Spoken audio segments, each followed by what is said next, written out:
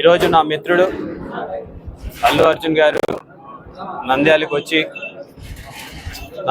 నాకు best wishes ఇవ్వడం అనేది నిజంగా మర్చిపోలేనటువంటి రోజు. ఎందుకంటే సాధారణంగా వారి సినిమా ఫీల్డ్లో ఇప్పుడు పుష్ప 2లో బిజీగా ఉంటున్న సమయంలో కూడా అదే పనిగా ఒక మిత్రుడి కోసం దగ్గరగా 300 కిలోమీటర్లు వన్ వే, అంటే దగ్గర 600 కిలోమీటర్లు ట్రావెల్ చేసి కేవలం నాకు బెస్ట్ విషెస్ చెప్పడానికి రావడం అనేది నిజంగా మర్చిపోలేనటువంటి అంశం. ఎందుకంటే మేము ఎప్పుడు కూడా ఇంటి దగ్గర కూర్చున్నప్పుడు కానీ కలిసినప్పుడు కానివ్వండి, ఎప్పుడు కూడా అర్జున్ కూడా సోషల్ సర్వీస్ గురించి, ప్రజలకి ఏ రకంగా మంచి చేయొచ్చు, తను స్వతహాగా సినిమాల్లో ఉన్నా సరే బయట ప్రపంచానికి మనం మంచి చేయాలి, మనం ఎదగడమే కాదు మనతో పాటు 10 మందిని పైకి తీసుకురావాలి, మన చుట్టుపక్కల ఉన్నటువంటి మన మిత్రులందరూ కూడా మనలాగే ఉండాలి అని చెప్పేసి ఒక మంచి ఆలోచన కలిగినటువంటి వ్యక్తి. దగ్గరగా 10-12 సంవత్సరాల నుంచి ఇద్దరం కూడా కలిసి తిరుగుతున్నాం, మంచి మిత్రులం.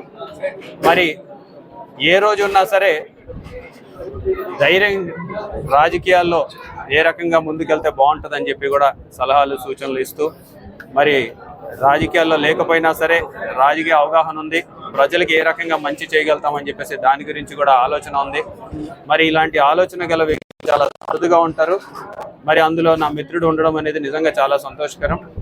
చాలామంది మీరు చూశారు, గతంలో కూడా 2019లో కూడా ట్వీట్ చేయడం, మరి ఈరోజు అప్పటి నుంచి 5 సంవత్సరాల నుంచి కూడా నాకు ఎక్కడో మనసుకి వెల్తీగా ఉంది, నేను ఖచ్చితంగా నంద్యాలకి రావాలి అని చెప్పేసి ఎంచుకోవడం.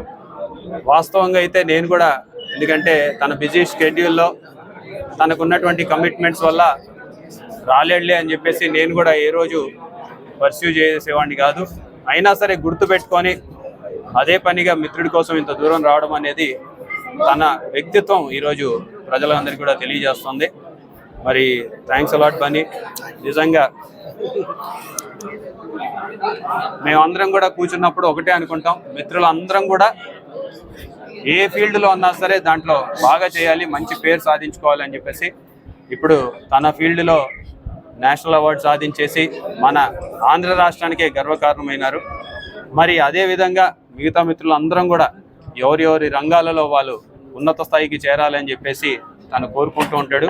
మరి అదేవిధంగా మేము కూడా ఈరోజు రాజకీయాల్లో మా వంతు కృషి చేయడంతో పాటు మా వంతు మార్పుని తీసుకురావాలి అని చెప్పేసి ఈరోజు కృషి చేస్తున్నాం. సో దానికి మద్దతు ఇస్తున్నటువంటి అర్జున్ గారికి నేను హృదయపూర్వకంగా ధన్యవాదాలు తెలియజేసుకుంటున్నాను.